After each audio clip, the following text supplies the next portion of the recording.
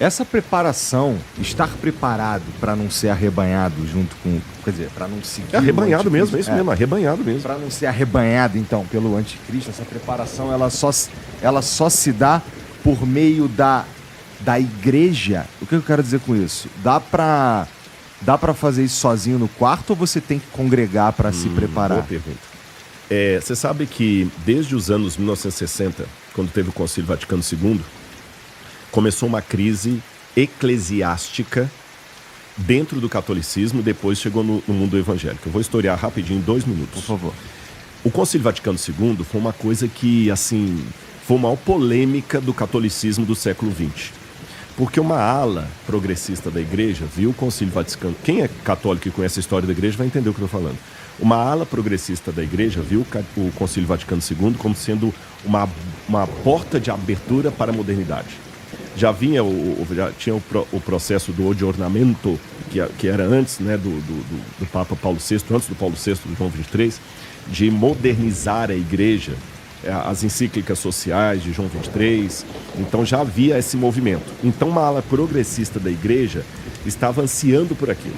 Exemplos do que era que essa ala progressista ansiava e que o Concílio Vaticano II deu essa autorização. Primeiro, os padres não precisam mais usar hábito. As missas não precisam mais ser em latim e de costas para o povo. As freiras não precisam usar hábitos.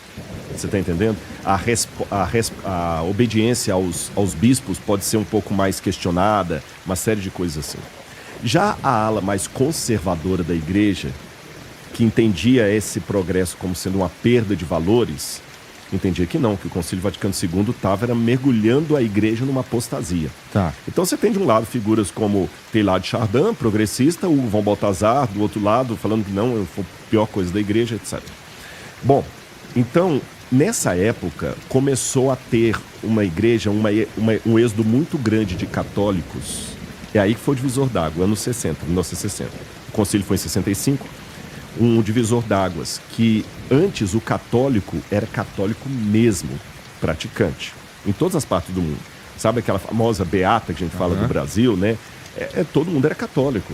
E era com força de lei, você tinha que participar dos 7 sacramentos, ir para a igreja católica. Era inadmissível você não ter o seu filho batizado, crismado, feito primeira comunhão, não nessa ordem, né?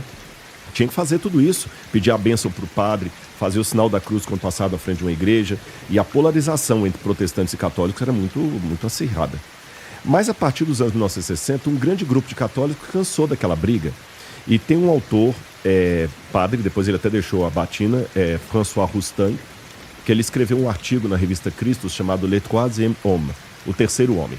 E ele dizia o seguinte... Qual é o nome dele? Roustan, que escreve. Tá. François, né?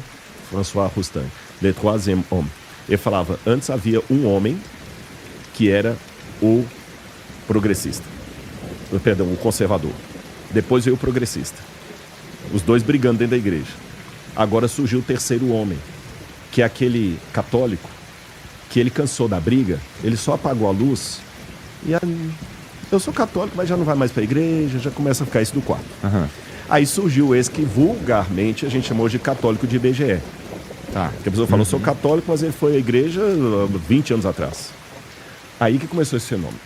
Enquanto isso, a ala protestante, com seus congêneres, né, o mundo evangélico, pentecostal, neopentecostal, etc., mantinha ainda aquela visão mais, não, eu tenho que estar na igreja, blá, blá, blá. Só que, tardiamente, o fenômeno que aconteceu na igreja católica, do êxodo de membros para se tornar o terceiro homem, aconteceu também no protestantismo. São os chamados desigrejados. Uhum. Eles não gostam desse alcunha, eu estou usando para esclarecer. Para ilustrar. Para ilustrar, mas eles não gostam, acho que é pejorativo. Em inglês se fala churchless Christianity. E na Alemanha já tinha um movimento assim, Jesus sim, igreja não. Porque o pessoal desencantou com a igreja. Teve até um teólogo católico, que eu vou até lembrar o nome dele agora, que ele falava que a igreja era a frustração dos sonhos de Cristo. Cristo sonhou com o reino. Eu quero lembrar, daqui a pouco eu vi o nome dele. Francês também. Jesus sonhou com o reino, não com a igreja. A igreja foi assim, o que deu. Você está entendendo? O que deu, tá aí.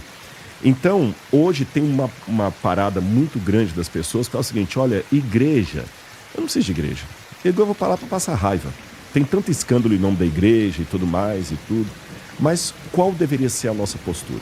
Biblicamente, tem uma passagem que diz assim: não deixem de congregar como é costume de alguns. Não deixem de congregar. E a igreja é uma ordem de Cristo para que nós congreguemos, tá certo? Então, eu acho que a pandemia trouxe isso. Tem muito adventista hoje que não vai mais para a igreja, porque agora ele descobriu a internet, que ele pode assistir o pregador que ele quiser, porque ele vai dia de sábado para a igreja. É a mesma coisa para outras aí. Eu penso diferente. Jesus mandou congregar.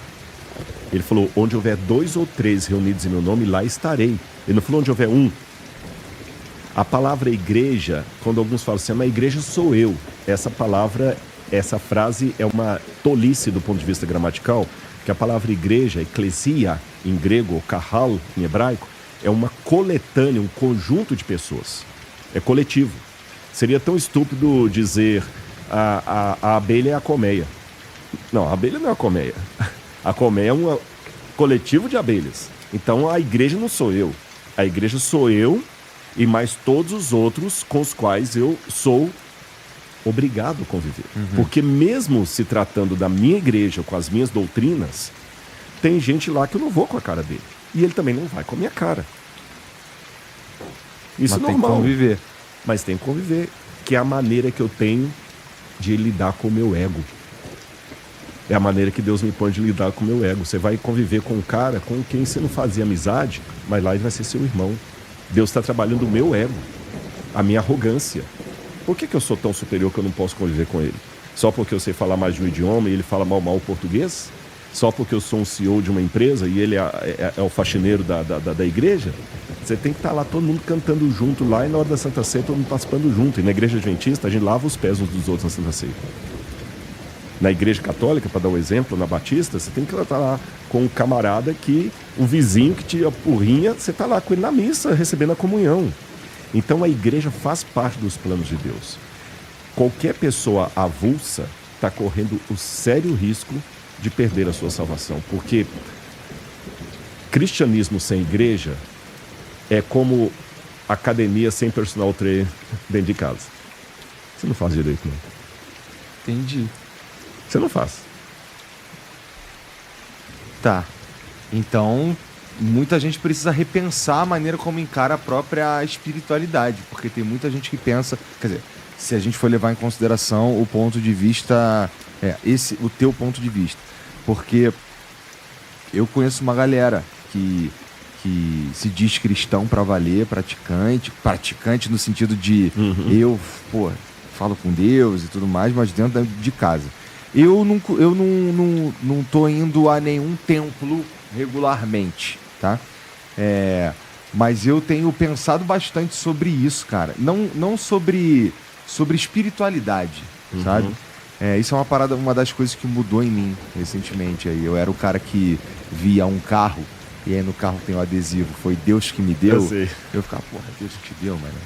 Trabalhou pra cacete, cara, pagou um monte de parcela e foi Deus que te deu. E várias coisas foram acontecendo na minha vida e assim, de um jeito que uns problemas e as coisas acontecendo num tempo tão certinho e as coisas se encaixando e tal, que eu sei lá, é difícil pra mim dizer que, putz, isso aqui é muita coincidência. Eu já tô acompanhando o seu progresso espiritual desde a primeira vez que eu vim aqui. Não, sério. E eu já te falei que eu já orei por você já. Do meu ponto de vista, cara, pessoalmente, eu sou contra, sabe? Eu jamais, você não vai ser assim, hoje ela é minha esposa, mas se tivesse acontecido da gente dela engravidar sem a gente querer, eu não vejo que eu não faria, sabe? Pediria, não mencionaria aborto, né? Mas existe uma outra métrica que ela não é espiritual, ela é física mesmo, existem alguns casos que não tem jeito, meio que O incesto, é lógico que, para ser honesto com a resposta aqui, eu tenho que dar as visões. No entendimento católico, o aborto é crime em qualquer circunstância. Outros ramos do cristianismo, a igreja adventista, por exemplo, algumas igrejas evangélicas, entendem que há situações excepcionais. Você está entendendo? Uma menina que foi Violentada. por o próprio pai, Às vezes engravidou. sim. Às vezes uma menina de 7 anos, 8 anos.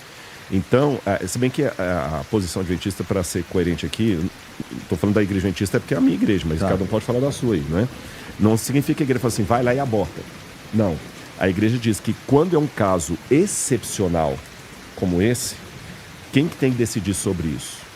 É a família com orientação de profissional da medicina. E o papel da igreja é dar o apoio espiritual e o conforto espiritual até na questão da culpa e tudo mais. A igreja não está falando, vai lá e aborta nesses casos. É bom deixar isso claro. Mas também não está falando para excluir. Agora, o problema, e é lógico que para um católico isso aqui não vale. O católico acha que mesmo em situações de extremas, não se deve interromper a gravidez. Mesmo em situação de risco da morte, tem que deixar a natureza. Essa é a posição católica e eu já coloquei a posição adventista. Agora, é lógico que o que a gente tem que tomar cuidado nesse aspecto é não tornar a regra, a exceção, em regra. O problema não é o cachorro bater o rabo, é quando o rabo começa a bater o cachorro. Você está entendendo? Então essa questão assim, meu corpo, minhas regras, isso é muito perigoso. Meu corpo, minhas regras, porque aí a pessoa faz o que ela quiser. Bom, se você for falar pra mim assim, cara, o aborto como método... Não você, Contraceptivo. Você é genérico. Se alguém me disser, cara, o aborto, eu sou a favor do aborto como método contraceptivo, eu ficaria chocado, tá? Pra mim, pessoalmente, sinistro isso daí, sabe? Mas, por outro lado, inclusive, existe algum exemplo bíblico de aborto? Boa pergunta. que não. Não me recordo. Nunca ouvi falar. O mais próximo que eu me lembro, mas eu não sei se posso chamar de aborto, porque aborto a gente entende que é antes de nascer. Né? Antes de nascer. Nós temos os casos das parteiras que Faraó mandava matar os meninos, mas não é aborto, porque ali a criança nascia. O que é mais cruel ainda, não é? Mais cruel ainda. Eu não me recordo biblicamente. Agora, se tem, galera, ajuda aí, tá? Se alguém tiver, coloca. Mas eu também não lembro biblicamente. Mesmo porque na antiguidade eu acho que não tinha tanto essa questão assim. Era muito comum também mulher perder criança. As pessoas morriam muito mais fácil, havia muita morte, ou da mãe ou do bebê ou de ambos. Então não me lembro biblicamente. Você lembra de algum caso? Não, né? Então pronto. Eu também não. Se alguém souber de algum caso que eu não tô lembrando.